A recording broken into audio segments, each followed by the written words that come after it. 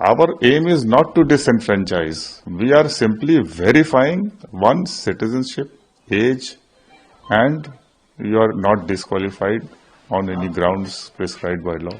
That's it.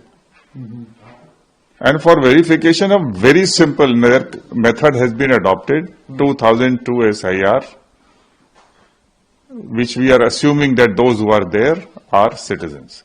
Then all subsequently those people becoming major, if they have got their parents in that list, they don't have to file any document, which is almost 76 to 80% of people don't have to file documents. Now those who are left behind, they have to produce one of the 11 documents. And now we are in that stage of literacy, it's not a question of considering those people who are 60 years, 50 years and are therefore illiterate. So modern times, education up to class 10 is mandatory. So given all these things and 11 documents, not one Aadhaar card was used in Bihar. And now in Bengal, what is happening is all kinds of documents are being manufactured. And in 2 districts, 24 South Pargana, Malda, majority. If no public is challenging, where is the public challenging? It is TMC and TMC MPs, or not single voter has come forward to say anything. Some people have complained about this mismatch, etc. So that is being taken care of.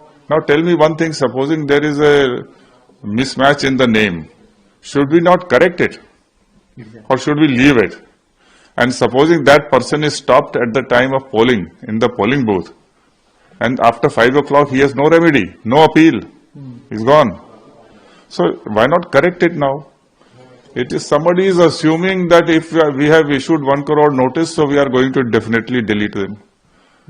If there are spelling mistakes, if the name of husband is they are saying that people got married, so they have to change their names.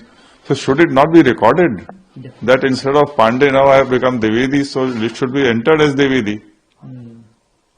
It's a simple thing, but naturally for election purposes, they have to project that something extraordinary is happening.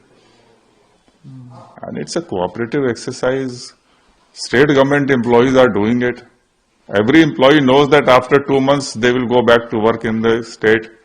Can you imagine that they will be doing bungling at the instance of, we don't have our own staff. And everything is happening in open gaze. All the lists are being given to the political parties. It is being put in the panchayat and everything in the website. So I will call it that this is all politicking. Political narrative setting. They are entitled to play their own game in their own ways. I will not comment on that. You also mentioned that it is not election commission but WhatsApp commission.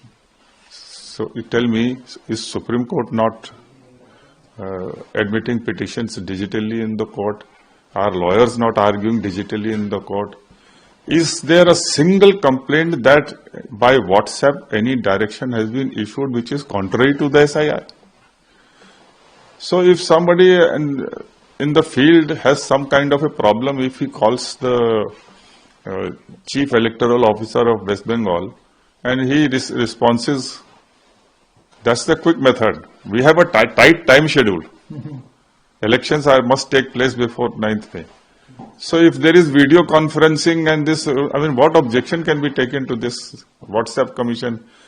I'm sure that everybody is well aware with WhatsApp and etc. Digital conferences, we are arguing cases every day in Supreme Court. See, almost more than 1 crore hearings have already been done.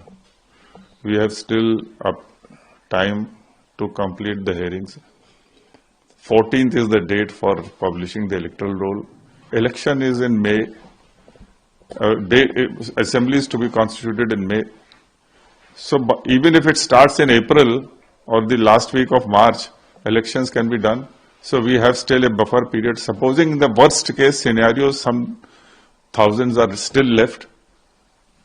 The court is monitoring, the commission is monitoring. Is commission incompetent? So many times time has been extended. We can extend it to instead of 14th, 20th.